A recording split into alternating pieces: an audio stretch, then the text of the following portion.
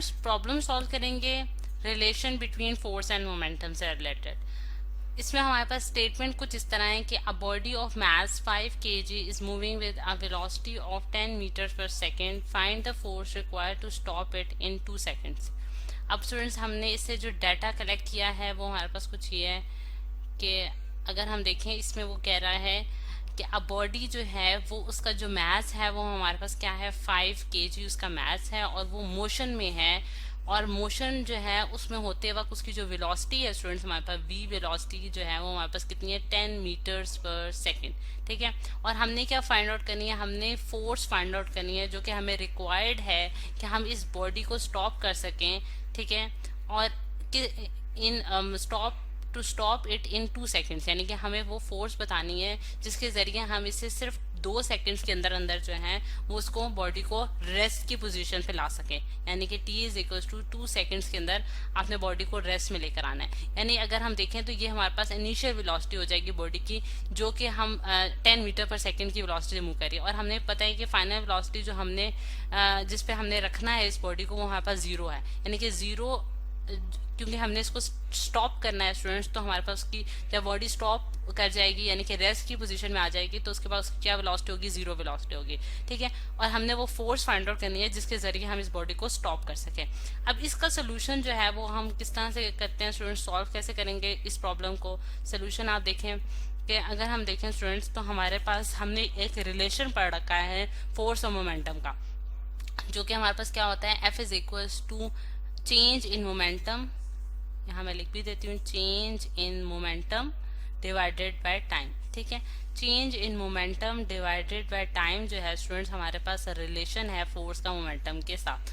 ठीक है, अब अगर आप देखें कि हमारे पास F जो होगा वो क्या होगा, हमारे पास जो चेंज इन मोमेंटम होता है वो क्या होगा, final momentum minus initial momentum divided by the time taken by the body to stop it. ठीक है, तो अब अगर आप देखें कि इस केस में मोमेंटम हम कैसे निकाल लेंगे, क्योंकि मोमेंटम जो होता है वो मूविंग बॉडीज का होता है, यानी कि मास इन मोशन के लिए हम मोमेंटम निकाल सकते हैं। अब final momentum of the body जो है वो इस केस में हमारे पास क्या होगा, पी एफ जो है, यानी कि पी हमें मोमेंटम को शो कर रहा है, एफ जो है वो हमारे पास final momentum of the body show कर रहा है। तो पी एफ जो है वो हमारे पास एम वी एफ के बराबर होगा माइनस पी आई जो है वो हमारे पास एम वी आई के बराबर होगा, जहाँ वी एफ और वी आई जो है हमारे पास फाइनल और इनिशियल वेलोसिटीज हैं बॉडी की। ठीक है, और डिवाइडेड बाय द टाइम। ठीक है, टाइम जो जितना हमें रिक्वायर्ड है कि हम इस मोशन को स्टॉप कर सकें।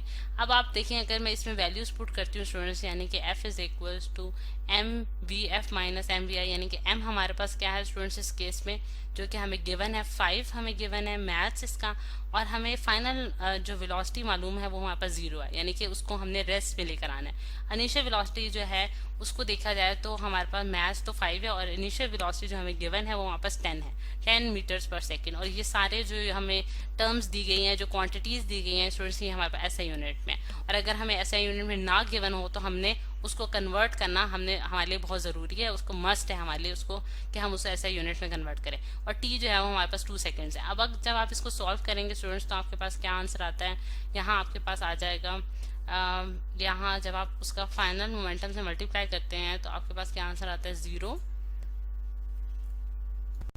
ठीक है, यहाँ स्टूडेंट हमारे पास 0 आ गया। ठीक है, 0 माइनस और 5 इंटू 10 जो है हमने 50 कर दिया और डिवाइडेड बाय 2।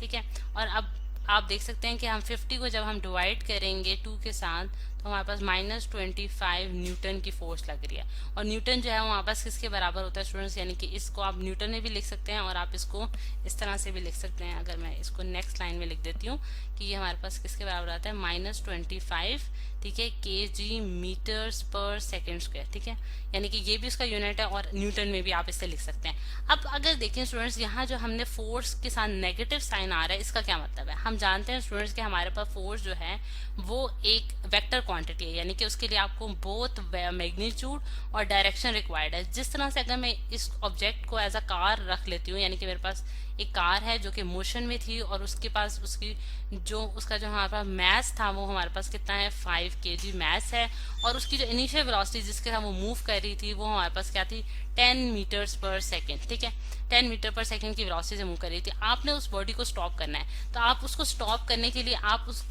उसको पुल बल्कि उसको क्या करेंगे, उसको बैकवर्ड डायरेक्शन में उस पर फोर्स लगाएंगे जो कि इसकी मोशन को जो है रोक देगा, यानी कि इसकी ऑपोजिट डायरेक्शन में आपको फोर्स लगानी पड़ेगी। जिस डायरेक्शन में बॉडी मूव कर रही है उसके ऑपोजिट डायरेक्शन में आपने फोर्स लगानी होगी। इसी वजह से हमारे पास कैलकुलेशन में यहाँ नेगेटिव साइन आया रहा है जो कि ये शो कर रहा है कि इसकी डायरेक्शन है वो मोशन के ऑपोजिट है। ठीक है, तो ये है स्टूडेंट्स हमारे पास इस प्रॉब्लम का कंप्लीट सोल्यूशन जो कि आज हमने डिटेल में स्टडी किया है।